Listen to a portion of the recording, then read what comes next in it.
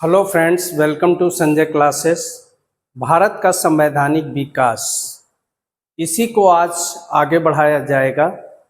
अगर अभी तक आपने इस चैनल को सब्सक्राइब नहीं किया है तो सब्सक्राइब कर लें ताकि लगातार आपको वीडियो मिलता है। लाइक करना और शेयर करना भी न भूलें। चलिए, अभी तक के लास्ट वीडियो तक हमने देखा है कि regulating act, fits India act, charter act 1793, charter act 1813, ये सब का वीडियो हमने अपलोड कर चुके हैं।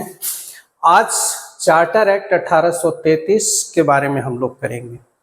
1813 में जो 20 साल के लिए बढ़ाया गया था वो 1833 में समाप्त हो रहा था, तो इस समय लाया गया चार्टर एक्ट 1833। इस एक्ट में लॉर्ड विलियम बेंटिंक और मैकाले और भारत के धर्म सुधार, खास करके ब्रह्म समाज की स्थापना जो 1828 में हुई थी, ये सब का प्रभाव इस पर देखने को मिलता है। मैकाले की सोच, बेंटिंक का समाज सुधार, ये सब बातों की चर्चा इसमें देखने को मिलती है। निश्चित ही एक अलग तरह का ये चार्टर एक्ट था जो इस चीज़ पर जोर दे रहा था कि समाज सुधार भी जरूरी है।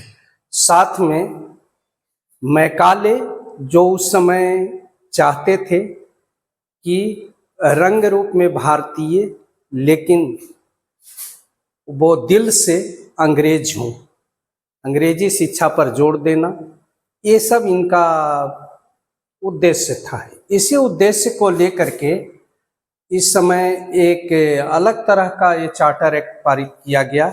इस चार्टर एक्ट को कहते हैं 1833 का चार्टर एक्ट। इसके मुख्य प्रावधान थे, कंपनी के शेष व्यापारिक एकाधिकार भी समाप्त कर प्रशासनिक एवं राजनीतिक संस्था बना दिया गया। यानी चीन के साथ व्यापार और चाय पर जो एकाधिकार बना हुआ था 1813 में, उसको भी अब समाप्त कर दिया गया। अब कंपनी पूरी तरह से एक प्रशासनिक एवं राजनीतिक संस्था बन गई। अब इसके जिम्मे किसी भी तरह का कोई व्यापार करने के लिए जगह नहीं बची, बल्कि अब एक प्रशासनिक संस्था बन गई थी। कंपनी के नियंत्रक मंडल में lord president, lord privy council, कोषागार मंत्री, वित्त मंत्री आदि को पदेना सदस्य बना दिया गया। यानी ब्रिटिश सरकार का हस्तक्षेप कंपनी के ऊपर में बहुत ज़्यादा बढ़ गया, क्योंकि नियंत्रक मंडल ही अल्टीमेट जो फैसले लेते थे वो नियंत्रक मंडल द्वारा लिए जाते थे, और इसमें ब्रिटिश सरकार के सभी मंत्रियों को इसमें सम्मिलित कर दिया गया जो पदेना सदस्य होंगे। बंगाल के गवर्नर को संपूर्ण भारत का गवर्नर जनरल बनाया गया, और लॉर्ड विलियम बेंटिंक जो थे वो प्रथम इसके गवर्नर जनरल बने भारत के। कई बार सवाल ऐसा बीपीएससी में पूछा जाता है, जैसा कि पता है कि 17th बीपीएससी अभी पीटी होने जा रहा है, तो बंगाल के गवर्नर को संपूर्ण भारत का गवर्नर जनरल इस एक्ट के द्वारा बनाया गया। भारत के प्रदेशों पर कंपनी के सैनिक और असैनिक शासन के निरीक्षण और नियंत्रण का अधिकार गवर्नर जनरल को दिया गया। गवर्नर जनरल द्वारा पारित कानूनों को अधिनियम की संज्ञा दी गई। यानी अब गवर्नर जनरल को इतना सेंट्रलाइज्ड और पावरफुल बना दिया जा रहा था कि गवर्नर जो चाहे वो फैसला ले सकता था, और जो भी कानून बनाता था वो अधिनियम माना जाता था। पांचवा है, गवर्नर जनरल को संपूर्ण भारत के लिए कानून बनाने का अधिकार दिया गया, लेकिन नियंत्रक मंडल इसे अस्वीकृत कर सकता था। यानी इसके ऊपर सिर्फ और सिर्फ बोर्ड ऑफ कंट्रोल जो इंग्लैंड में होता था वही होता था जो इसके फैसले को बदल सकता था, वरना भारत में गवर्नर जनरल सर्वेसर्वा बन गया था। छठा, गवर्नर जनरल के परिषद में चौथे सदस्य के रूप में विधि सदस्य को सम्मिलित किया गया। आपको पता है विधि सदस्य लॉर्ड मैकाले को ही बनाया गया था, और ये विधि सदस्य के रूप में चौथा सदस्य 73 में 4, 84 में फिट्स इंडिया एक्ट में उसे घटाकर 3 किया गया था। यहाँ फिर से बढ़ाया जा रहा है, और यहाँ पर अब फिर से 4 सदस्य होंगे, चौथा सदस्य विधि सदस्य के रूप में होंगे। सातवां, विधि आयोग के गठन का प्रावधान किया गया। विधि को संधारित करने के लिए विधि आयोग के गठन का प्रावधान किया गया। आयोग के गठन का अधिकार गवर्नर जनरल को दिया गया, और गवर्नर जनरल ने इसके जो गठन किया उसके प्रथम अध्यक्ष लॉर्ड मैकाले को बनाया गया। 8वां, संपूर्ण देश के लिए एक ही बजट की व्यवस्था की गई जो गवर्नर जनरल द्वारा तैयार किया जाता था।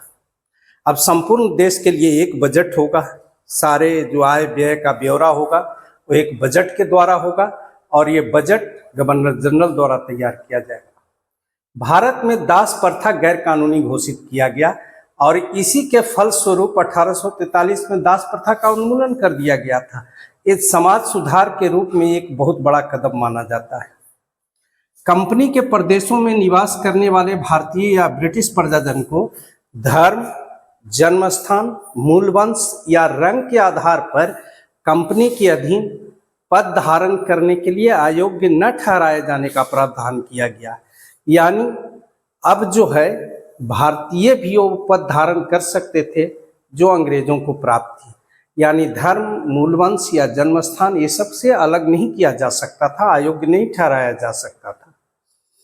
11, भारतीय प्रदेशों पर कंपनी का नियंत्रण अगले 20 वर्षों के लिए बढ़ा दिया गया। यानी फिर से 20 वर्षों के लिए कंपनी शासन करने के लिए अधिकृत कर दी गई। और 12वां, इस एक्ट के द्वारा केंद्रीयकरण का प्रारंभ माना जाता है। केंद्रीयकरण, सेंट्रलाइजेशन, यानी इस पूरे चार्टर एक्ट के द्वारा आप देखेंगे कि गवर्नर जनरल में सारी शक्तियों को निहित कर दिया गया, कोई अन्य फैसले लेने के लिए सक्षम नहीं थे। यानी पूरी तरह से सेंट्रलाइज्ड बनाया गया ताकि भारत के शासन को अधिक से अधिक सुदृढ़ बनाया जा सके। चलिए इसी के साथ आज का ये वीडियो समाप्त करता हूँ। हम समझते हैं कि इसमें बीपीएससी से कई बार सवाल पूछे गए हैं। दास प्रथा का गैर कानूनी घोषित किया जाना, 43 में दास प्रथा की समाप्ति, भारत के प्रदेशों पर कंपनी के सैनिक असैनिक निरीक्षण नियंत्रण का अधिकार गवर्नर जनरल को दिया जाना, बंगाल के गवर्नर को संपूर्ण भारत का गवर्नर जनरल बनाया जाना, ये सब काफ़ी इम्पोर्टेंट 17th बीपीएससी के लिए काफ़ी इम्पोर्टेंट है।